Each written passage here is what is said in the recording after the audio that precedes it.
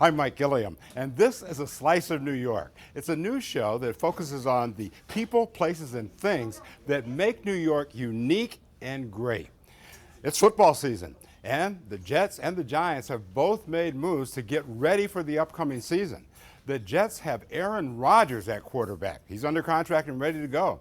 The Giants have Saquon Barkley and Daniel Jones ready to go. So everything seems to be set at this point. Fans are optimistic. We came to Red Sports Bar in the shadows of the stadium to talk to those fans and find out whether or not they're thinking Super Bowl. J-E-T-S, Jets, Jets, Jets. Let's go. It's time. It's our time. Both Jets and Giants fans are gearing up for the season, and they have high hopes. At Reds, co-owner Doug Palsi says he's hearing from both fan bases. Giant fans not as optimistic as Jet fans, but they know they're on the right track. You know, they have that same coach, that same quarterback. We got a couple big free agent acquisitions in there to help Daniel Jones. He has a little bit more weapons. So they know they're on the right track. They do. They do know that competition's pretty tough in that division, you know, with those dirty Eagles and dirty Cowboys. But they're pretty optimistic. Jet fans, they think they're going all the way, which is great. Well-known Jets fan, Fireman Ed Anzalone, is ready to go. Talk about a starving fan base. We watched the Giants go to 5 Super Bowls and win 4. We haven't won anything. We're starving. We're hungry. We could taste it. We are mad. We are been ridiculed. We've been laughed at. We can't wait.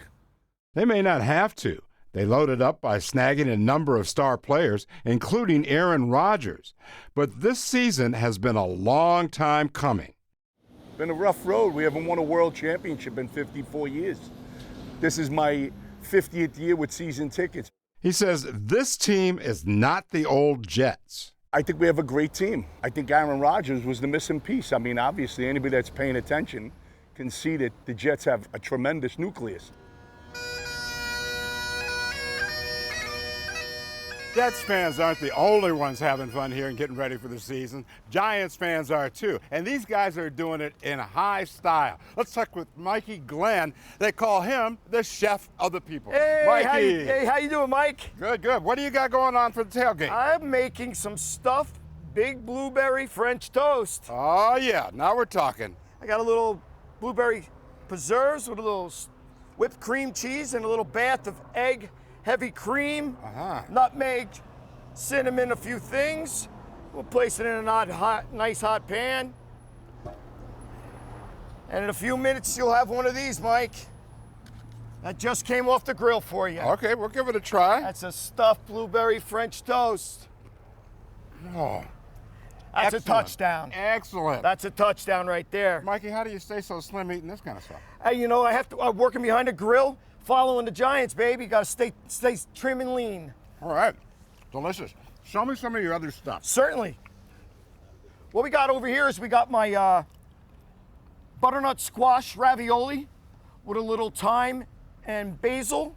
I have my American cheese French toast with homemade pickles, some truffle oil for the adults, banger shrimp. This is a big hit. The banger shrimp over my garlic spinach. And then we have the traditional hot dogs with mustard. Not many of those. No, not many left either. But what we also have over here is we have my homemade banana bread with my bananas Foster. Delicious. That looks good. We have broccoli pierogies with a little dollop. And we have what you just enjoyed, my stuffed big blueberry French toast. Make it all the time. It's fan favorite. Wow, that looks great. Let me ask you this. Certainly. What about this season? Are you optimistic? Absolutely. I think now that Daniel Jones is settled in with his contract, Saquon Barkley will be good, and I like Jalen Hyatt. Cheryl Schuck is one of many women who go to the games. we're just really happy with the new people that are on the team, and we're happy for a start off to a new season. Fresh blood gives you hope for what's going to happen throughout the entire year. How far do you think they can go? Well, I would say at the minimum they're going to probably make it to the second round of the playoffs. I could see them going deep into the playoffs. Personally, I don't think that the Super Bowl is out of reach. Honestly, I think they are that good now. We're going to have a tough time come end of January, because I don't know how they're going to figure out to host a home NFC championship game, and then the next day they got to host a home AFC championship game. So that's my prediction. Can't wait to see what they figure out. The mission is clear. Stack the wins, home field throughout the playoffs for the first time in Jets history. And the Jet fans will do the rest. All right, so there you have it. Both Jets fans and Giants fans are all in, maybe even more so this year than in years past. Now, let's go inside the studio and talk to a couple of sports guys, the experts, and find out what they think about the season right now. I'm Mike Gilliam, and this is a slice of New York where we take a closer look at the things that we all care about. We're talking football. We've heard from the fans. Now let's see what the experts have to say.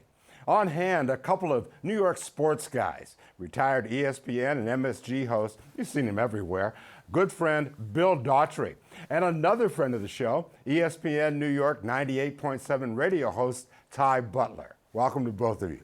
Thanks for having us. Glad to be here. Good to have you here. So Ty, let's talk Jets. They've done a lot in the offseason. Are they ready? Listen, it's hard to say that a team that hasn't won the championship in 54 years, haven't made the playoffs in 13 years, haven't had a season over 500 in 8 years, it's hard to say that they're ready to win a championship, but I think they're in that conversation, especially when you add Aaron Rodgers, a Hall of Famer, clearly the best talent they've ever had under center, to complement that great defense last year. I think they'll be in the conversation with Kansas City, with Cincinnati, with Buffalo, but there's still a lot of work to do. Still a lot of work to do. Bill, what's your take? Throughout the preseason, I thought it was very interesting. Everybody in Jetland was focused on the offensive line. Well, what do you know? You bring in a bazillion-dollar quarterback who's going to take you to the Super Bowl, and you still have issues on your offensive line. I just wonder how much of that affected what happened the last year with Zach Wilson at quarterback. Obviously, there's a huge difference between he and Aaron Rodgers, but if he had a competent offensive line, you didn't hear these complaints last year, but you've heard a lot of them this year. So it's going to be very interesting to see if the Jets can keep Aaron Rodgers upright. If they do, I think they're going to be very good. To steal from someone else who I heard not long ago, the Jets are either going to be very good or they're going to be very bad. Yeah, like when you talk about that, they seem to feel like they have a good nucleus on that offensive line if they all play together. But it's a long season. Yeah, and the focus is on Becton, a player coming back from a couple of major knee injuries. If he's going to be the glue on this offensive line, it's going to be an interesting season. Now, Aaron Rodgers said one of the reasons he wanted to come here was he wanted to play for the head coach, What do you think about that, Ty? Well, listen, he has pitched a perfect game, just to do a little cross-sports analogy, on how to enter a new marriage. He's saying all the right things. He's going to Knicks playoff games and Ranger playoff games. And the concerts. He's going to concerts with Taylor Swift. He's doing it all. So he's done an excellent job, and I love the energy he's had coming into New York. But the real test is going to begin once those games happen. And, once the team, if they do hit a struggle, we'll see how he responds to that. Because it's easy to get it. We all know this. When you're in a new relationship, you're in that honeymoon phase, everything smells good, everything feels good. But once that turbulence strikes, we'll see if, especially with a young group around him, if he's able to galvanize them and be the leader that he wasn't in Green Bay for this Jet team that has aspirations of winning a Super Bowl. I like the culture that the Jets have built. From Aaron Rodgers on out. I mean, they've got back-to-back Rookie of the Years, offensive and defensive. There's a lot of things that have fallen into place for them. They've made a lot of right moves. The question is the offensive line going to be able to uphold their end of the deal? The defensive line, the defense overall, is just monstrous last year. Everybody can reflect and go back to the game against the Patriots that they lost, was it 6-0 on a punt return? I mean, it was a scoreless game. It was like a slobber knocker. So their defense is big time. The Jets' defense is primed and ready. But the thing I think we have to watch out for, and it happens with so many football teams, if they have a great defense and the offense isn't quite up to par, up to speed with the defense, if that carries out over the course of the season, there's going to be a bit of a fracture. You've seen it before with the Jets. You saw it with Geno Smith. You saw it toward the end of last year when they had to move on and pick a quarterback of the week because Zach Wilson wasn't getting it done. So, again, these are the things to keep an eye out for. Aaron Rodgers is a great addition. Bell is Dalvin Cook is a great addition. They had many pieces that they brought in from elsewhere, wide receiver, at the request of Aaron Rodgers. The pieces are in place, but now the O-line has to perform for them to have the season that they want to have. Ty, where do you come down on the acquisitions that they made in addition to Aaron Rodgers? I mean, they got Lazard, they got Dalvin Cook. They seem to have got a lot of guys. Yeah, Dalvin Cook, I think, is a necessity just because the Jets, he mentioned offensive rookie of the year and defensive rookie of the year. So he's talking about Garrett Wilson and Sauce Gardner. Right. The backup to that offensive rookie of the year, a guy who was in the running for that award, was Breece Hall, who unfortunately in week six last year suffered a torn ACL. Right. So he's coming back from that, and I know technology has advanced, so we treat ACL injuries like they're sprained thumbs, but that's still a significant injury to come back from. So Dalvin Cook allows the Jets to exude some patience, where he doesn't have to have all that pressure on his shoulders and on his knees. Dalvin Cook is a guy who's had success in Minnesota, so he's coming over here looking to win a championship. You mentioned Lazard and Cobb. They have familiarity with Aaron Rodgers going back to Green Bay, so I think that's important when you establish this offense. But, you know, to utter that point that was just made about, you know, things to be concerned about, the head coach is another guy we're looking at. Through his first 2 years, he's 11-23. Now, that's not all on him. He hasn't had great quarterback play. In fact, you could argue he's had the worst quarterback play in all of football. But 11-23 is 11-23, so he still has to establish himself as someone who can't just be a motivator or a defensive guru, which is what we saw in San Francisco. But he's the CEO of this team. He is the head honcho of the operations. There are a lot of egos in that locker room that he's going to have to control, and this conference is tough. So he's got to be up for the challenge. Do you think there's a danger of that team falling flat like the Mets, who acquired all those players? That's scary because it can happen when you spend a lot of money and everyone's talking you up as a champion, even though you haven't won anything. And which is why I go back to the point. The Jets haven't been to the playoffs in 13 years. So you're now jumping from essentially playing in a bunch of meaningless games last year to every single night you are going to be scrutinized. You got all this national attention. So you can be concerned about how this group adjusts, which is why it's important for Rodgers to have that leadership and for the head coach to have his team ready to play every single week. That's part of the reason I like Robert Saleh, because don't forget, he came from a championship environment with the San Francisco 49ers. He knows what it takes. He knows what it looks like. He knows what it tastes like, what it smells like. So he'll know right away. He'll be locked in. He'll be locked in. I think from a coaching standpoint, they're in great hands. And Aaron Rodgers has his guy Hackett with him on offense. So, and the question is, he didn't do that well last year, right? Well, we all heard what Sean Payton had to say about him, and that was a totally different circumstance, totally different personnel. Now he's got his guy, a guy that they've been successful with. He's known success with him. So I think Hackett is going to be okay. I think Aaron is going to be okay as long as they can keep him upright. Yep. It's that O-line that's going to tell the story. Okay. Now, last year's defense was very good. Excellent. Number 5, I think, in the entire league. Can they do that again this year? Because a lot of times teams fall off on defense when they play very well one season to the next. Short answer is yes. Defense is about, you know, it's what do we say about in basketball? Defense and rebounding, that's a matter of will. It's a matter of knowing the system, and most of these guys are coming back to a system they're familiar with. They know each other. They know how to play off each other. They know how to play with each other. And Sauce Gardner and the young guys in the secondary, they're just going to be better off of last year's experience. They stay healthy, I think they're going to be fine. I think they're going to be a defense to be reckoned with. They're returning a lot of starters from last year, so you have that cohesiveness. And that stat, I think, is actually a little underrated because the Jet defense, you could make the case they had the biggest workload of any unit last year because of their Always quarterback on the play. field. They take the field knowing we can't give up a touchdown. We can't give up a single score or we might lose this game. In fact, we might need to score on our own in order to have the opportunity. Twice. Twice. So I think that because of that, and they're returning a lot of their guys, obviously assuming they stay healthy, they've got a lot of depth on defense. I think they can be excellent. The Giants fans out there saying, "Come on, Mike, what are you doing here, man? What about us?" Well, Giants fans, don't fret. You know, we'll take a short break, and we'll be back to talk New York Giants in just a second.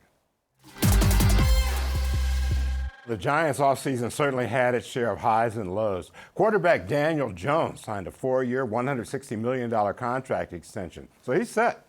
That's good, but they had trouble signing star running back Saquon Barkley. He was eventually signed under the franchise tag. So, Bill, he considers sitting out the season. You think he's ready to go? I think he is, and I think he kind of reflected back on what happened with Le'Veon Bell and what has happened with other running backs when they sit out, when they miss a part of training camp.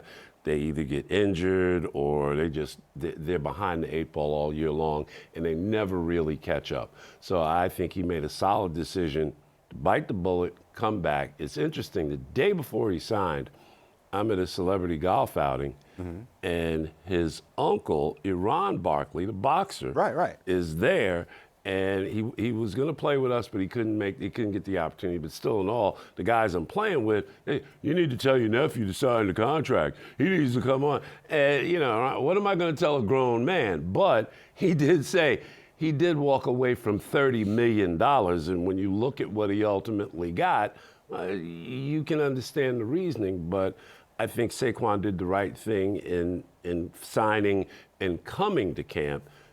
Cut your losses, man, and make the most out of this season. Oh, yeah, and he had to also see what the fan backlash could be to that, because Le'Veon Bell, Steeler guy, man, he's hated in Pittsburgh over that. It's not even so much the fan backlash. It's the economics of the situation. You look at how running backs have been treated in the NFL this year. I mean, a few minutes ago, we were talking about Dalvin Cook.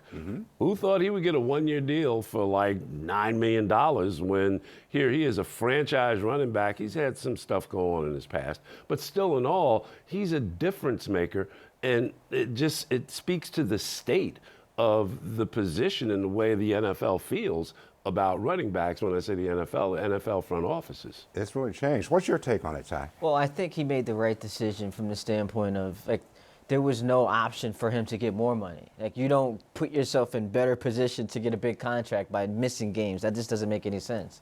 So for the Giants, it works out because, as Bill just said, he shows up to camp on the day that he was supposed to be there, immediately eliminates that distraction, and now they have their best offensive weapon ready to go with Daniel Jones, who just got paid, Darren Waller, who they just brought in. So for the Giants, I think it was important to have it done, and he did the right thing. Do you pay Daniel Jones that kind of money? Based on what he was able to accomplish last year, I understand it. The Giants, I'll give them credit because it's really only 2 years guaranteed. So it's not like they're married to someone who, if he falls off of a cliff this year, they can't get out of this relationship. So it's 2 years. I think he deserves it because he was the quarterback of a team that not only went to the playoffs last year, but won a road playoff game and helped earn his head coach the coach of the year. So I think he deserved it, and we'll see this year he has to continue to ascend. It's not like they're comfortable with him just being what he did last year. He has to continue to, march up that path. He did look pretty good coming down the stretch at the end of last season. Look, I don't understand what people fail to see in Daniel Jones. He's a physical specimen, as everybody is in the NFL. He can run. He can throw the ball. Each and every year of his career, he has gotten better. Every year of his career. Now, is his upside that much more limited based off what you saw last year? Maybe. But one thing he has this year that he didn't have last year is guys to throw the football to. They got Waller. If Waller stays healthy, he's a game changer for the Giants. Waller, Saquon Barkley, you put those two together, that's dynamite offense. And he's got some secondary pieces. And the kid that they drafted, the wide receiver, Hyatt. I mean, so this year he's got some weapons. Again, last year with the Giants, it was like the Jet quarterback situation with wide receivers. Who's it going to be this week? Who can I count on this week? Guys were dropping like flies. Guys were getting injured. The tight end Bellinger, I like him. You know, he was sidelined with an eye injury on a fluke play last year. So this year, Daniel Jones has weapons to work with, and he has his own physical ability, and he's got a system that he's comfortable with, flourished in last year, and is getting ready to go into a second year in that system. Do you like that coach, Brian Dable? Yes, I do. I like everything he's done. Again, he's a culture guy, just like Robert Saleh. He has come in and put his stamp on something. This is how we're going to do it, and he's brought in some of his lieutenants from Buffalo. He and Joe Shane, the general manager, they're a team. They built something in another town. Now they're bringing it here. They've had a year of success. Let's see how much higher they can rise this year. What do you think of the coach? I love the coach, and I think what's important is he is relishing this opportunity for the Giants to fly under the radar. We just did a bunch on the Jets. The Giants are, you know, the team in town. Like, the Jets are the other team. It's the Giants, right? They've won all the Super Bowls. So I think that with his ability last year to maximize that talent, and now that they've improved, especially in an area where he specializes on offense, you should see them score more points. The schedule's tougher. The schedule's a lot tougher. They play in arguably the best division in football when you have the Eagles and the Cowboys. We'll see what happens with Washington and their quarterback. But it all goes back to the quarterback that Daniel Jones is and what he's able to become. To whom much is given, much is required. You start getting paid $40 million a year. We're not just expecting you to stay where you are. You got to be able to be this the head honcho of a team that can win a championship. I'm not saying this year, but going forward. Yeah, I would say don't mess it up, Daniel, for sure. One of the things that you mentioned was the pieces that he had around him now. Sterling Shepard making that comeback, right? I'm surprised that Sterling Shepard's even playing this year. I mean, he had devastating knee injury last year. He was injured the year before that. A lot of people, I was talking with somebody not just a few days ago, and they seem to think this is probably going to be his last year in the NFL. This is just a thing where let me get through this year. Let me prove to myself that I could do this. But last year, going into the season, Sterling Shepard was one of the main guys on the Giants. This year, he's just an old veteran that, you know, I'm not saying trying to hang on, because I think the Giants have a place for him in the organization once he decides his playing days are over. Yeah, I agree. It was devastating to see him get hurt in that Monday night game against the Cowboys. And I'm rooting for him because this is a guy who, you know, who's been through the rough. But when you have the assortment of weapons that the Giants have at their disposal, he's not going to be asked to take on too big of a workload. So I'm interested to see how they incorporate him in this offense this year. Well, if the defense plays like last year, they need to put up some points because the defense was not that good, right? The defense was pretty good. They had some deficiencies in the secondary, but they were good enough to win. Ask Minnesota. But, you know, again, the Giants, Thibodeau is back. His mind is right. The D-line is solid. They made some moves in the linebacking core. Secondary is good enough. The defense, of the two teams, the Jets have the better defense. The Jets have one of the best defenses in the NFL. I don't think people realize that. Right. But the Giants have a serviceable defense, a defense that is good enough to take them to where they're trying to go. Do you see the defense the same way? And they have a defensive coordinator like Dable on offense is able to maximize what they do on defense, Wink Martindale. And they've added some guys. And they've also got, you know, Dexter Lawrence just got paid. They just added Okereke. So they have a little bit more depth than they had last year. They were terrible against the run, but I think we'll see an improvement from that this season. What do you think about this season now? We've talked kind of around this issue. When we started out, we were looking at fans, and they were kind of talking about, hey, this team's going to the Super Bowl, that team's going to the Super Bowl, this one will go deep into the playoffs and all that. I think it's time for us to talk about where we think these teams are going to go. Ty, let's talk about the Giants first. Where do you see this season shaping up? I think their ceiling is right around where it was last year, where they get into the playoffs, maybe they win a game, but that's it, because the conference comes down to San Francisco, Dallas, and Philadelphia, and I don't think they're touching those teams. So I think the Giants, despite a lot of their fans, not the video notwithstanding, there are a lot of fans who might be down on them this season, expecting them to take a step back. But I think they'll get to the playoffs, and their ceiling would be peaking at winning a playoff game. One game? Just one game. Okay. Bill, how do you see it? I think the Giants are going to be a playoff team. once you get there, you don't know what's going to happen. Right. Everybody was all amped up about the NFC Championship game last year. What happened when Philadelphia went out to San Francisco? San Francisco was down to who's going to play quarterback, and that game changed on a dime. It changed quick, fast, and in a hurry. So once you get there, it's about having the good fortune of being healthy. Another injury situation last year. Patrick Mahomes, they rolled up on that ankle. You didn't know, but he found the fortitude and gutted it out and figured out how to do some things and went on to become the one hoisting the trophy. So I think the Giants get to the playoffs. Once they get there, who knows how far they're going to go? Okay, who knows what's going to happen? Jets, real quick now. Jets, Super Bowl this year? I'm going to go they fall in the AFC Championship game to the Chiefs. The Chiefs have become the standard, the class of the AFC. So I'm not ready to dethrone that guy, Patrick Mahomes, who he talked about. Just won a Super Bowl on one leg. On one leg. I can't do it right now. Okay, but you got him in the championship game. Bill? Where did we start? The Jet offensive line. It's all about them. I think they'll make the playoffs. I think they're a playoff team. That division is weak. There's nobody in that division really except for Buffalo, and Buffalo's taking a little bit of a step back. Okay. So I think the Jets are going to be in the playoffs. Okay, that's going to have to be the last word.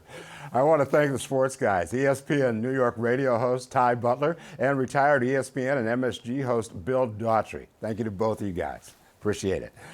Okay, we want to also thank the folks at Red's Bar and Restaurant and the fans there. And thank you. I'm Mike Gilliam. We'll see you next time right here when we take another look at a slice of New York.